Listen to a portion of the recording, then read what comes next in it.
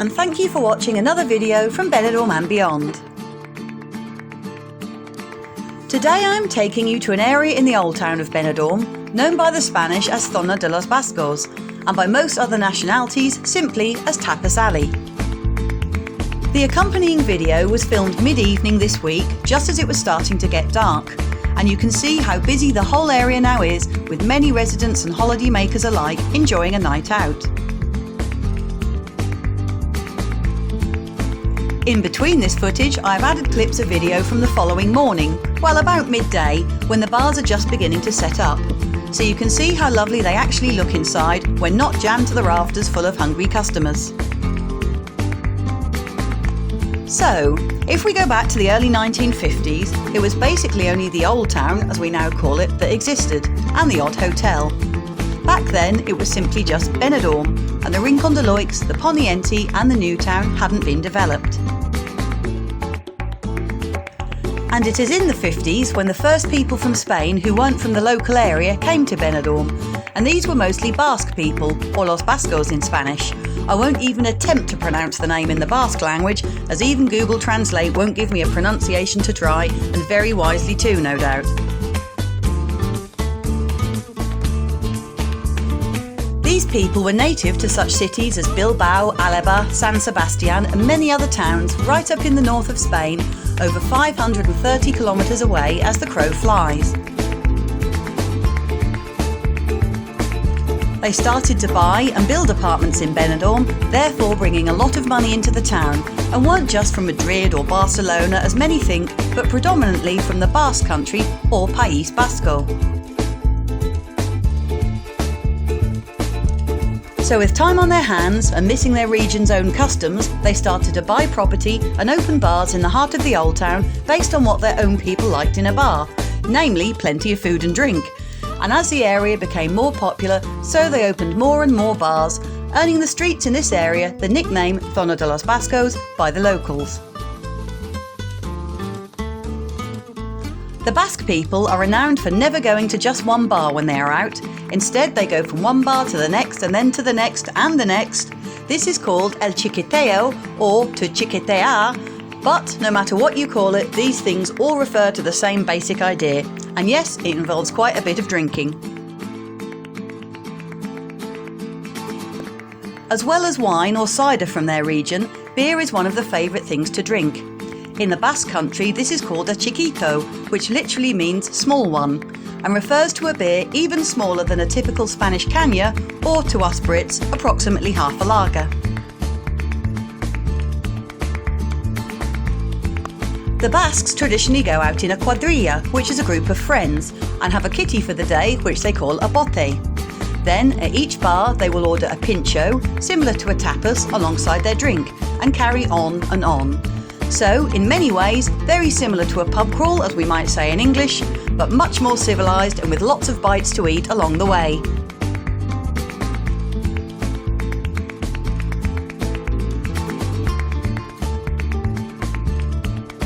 So, what are pinchos? Well, basically they are the Basque country's answer to Spain's tapas. Traditionally, they are small pieces of bread topped with various traditional ingredients, such as a local cheese with figs, ham with fried green peppers, cod croquettes, or pieces of Spanish omelette. In fact, realistically, they could be topped with any manner of ingredients in any number of yummy combinations. Another major difference is that while tapas are quite small servings, they are often still big enough to be shared amongst a few people. Pinchos, on the other hand, are not intended to be shared, and to do so would probably be difficult since they can be consumed in only a bite or two.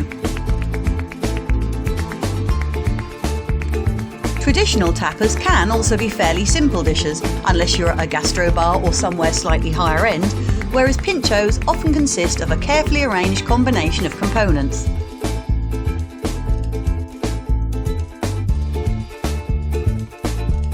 Pinchos, spelt P-I-N-T-X-O-S in Basque, are typically served on top of a slice of bread. The word pincho comes from the verb pinchar, which means to stab or skewer. Traditionally, pinchos are served with a toothpick through the middle, and the toothpick serves not only to hold the ingredients together, but also in many bars as a way of counting up how many you have had. At many tabernas in the north of Spain, you'll find an array of pinchos lined up on the bar, similar to how you see them in Benidorm's Tapas Alley or Zona de los Vascos. It is often the case that you order your drinks and take a pincho or two, saving the toothpicks used to skewer each one. When you are ready to move on, you go to the bar and are charged by the amount of toothpicks you have.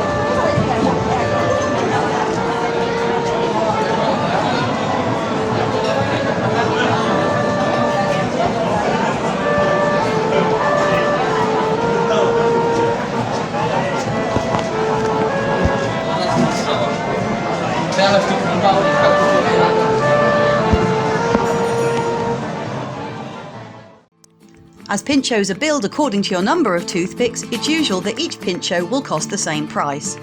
In some cases, different toothpicks may be used to distinguish the price of one pincho from another.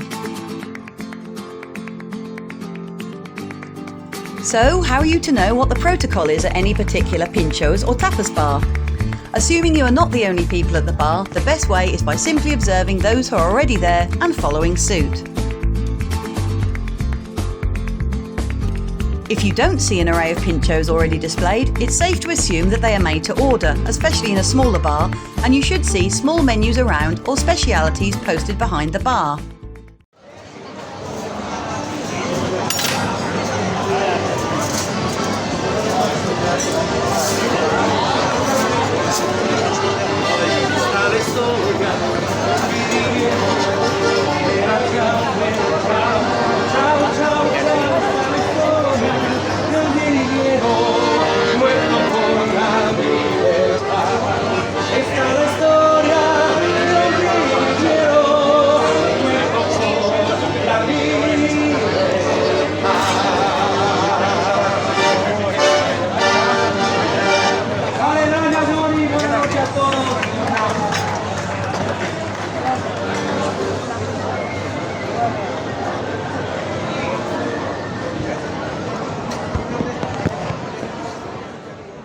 In Benidorm's Old Town, most bars have a mouth-watering selection of food on display, which you can easily order by pointing at the ones you want. There are also usually menus available too, with photos of the tapas available, so you should pretty much never go hungry. Finally, when you go out for El Chiquito in the Basque country, you should be prepared to stand for the majority of your day or evening out. Since you go to so many different places, and these places, the good ones anyway, are often crowded, it's unusual to sit down and relax. On occasion, the most popular bars might be so busy that people even overflow out onto the street and enjoy their drinks and pinchos outside of the bar. El Chiquito is a casual affair and is treated as such, so get your comfy shoes on and get ready to snack on the move. I would add that this is of course mostly not the case in Benidorm's Old Town, where chairs and tables are on offer or even just stools at the bar. But with the regulations of the current pandemic being in place, standing around unseated or sitting at the bar is not currently allowed anyway. So you will definitely be able to enjoy your drinks and food sitting down in comfort. So, for those who are interested and haven't heard it before, here's the history bit.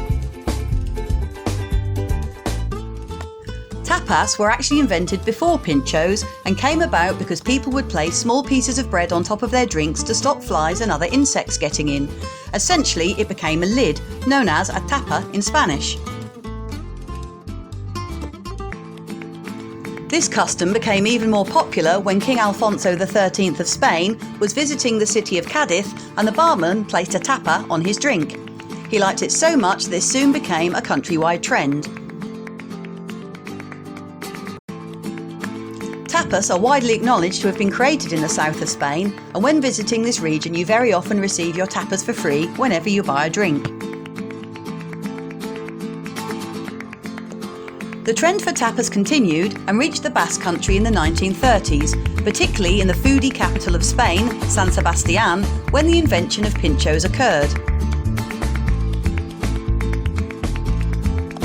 Not content with ordinary tapas, some bars in the city started to create miniature portions of their dishes and displayed them on the bar so that the customers could take them by themselves. To make it easier for their clients, and to keep them together, they speared them with wooden cocktail sticks. In the 1940s, the trend spread to other Basque cities such as Bilbao, Vitoria-Gasteiz and Pamplona. Today, pinchos are not exclusively just pieces of top bread, but they can be all kinds of savoury treats on sticks or even in mini bowls called cazuelas. So why don't you treat yourself to an afternoon or evening out enjoying all the different varieties available? And don't forget to order a taxi for the way home if your accommodation isn't close. 10 years ago, in 2011, the first edition of the Benidorm Tapas and Pinchos contest began. It usually starts about the first week of June and is a gastronomic event that is most definitely a must-see, and the perfect excuse to go out for tapas or pinchos as if one was needed. The price of the skewer, pincho or tapa is usually around €2, which is extremely reasonable taking into account the quality and work that has gone into every one of them. In fact, some of them really are mini works of art. As well as these smaller dishes, it is also of course always possible to order a larger plate or bowl of tapas called a ración, which is suitable for sharing with several people. Or maybe a tabla, which simply means board and would usually be covered with Iberian ham, cheese, or maybe a selection of both. Other popular raciones to try include many seafood-based dishes such as boiled octopus, pulpo, battered squid rings, calamare, anchovies in vinegar, boquerones, salt cod croquettes, croquetas de bacalao, and countless more. If you fancy something meaty, why not try the delicious meatballs in tomato and garlic sauce, albóndigas, or for a potato-based dish, there is always small fried potatoes in a hot sauce, patatas bravas, cold potato chunks in garlic mayonnaise, patatas alioli, or a dish of chilled potato, peas, tuna and boiled eggs all coated in mayonnaise, which is called Russian salad or ensaladilla rusa. There are literally hundreds of different dishes to try, so why not spend a long sunny afternoon or balmy evening down in this area of Benidorm, as I'm absolutely sure many of you have before. And maybe I'll see you down there with a cold beer in my hand. If you enjoyed this video, I would ask that you please like it and subscribe to my channel. And if you would like notifications of future videos, just hit the bell notification button and you'll be informed of any new videos as I upload them.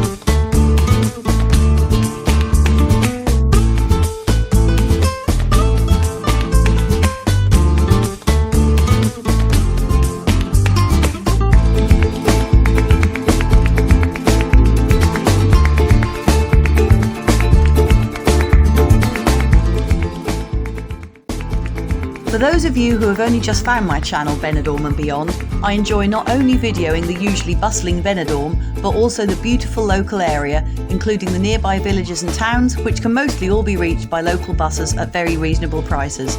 So please check out my other content and drop me a line in the comments section if there was something that you would particularly like me to include. See you next time. Cheers!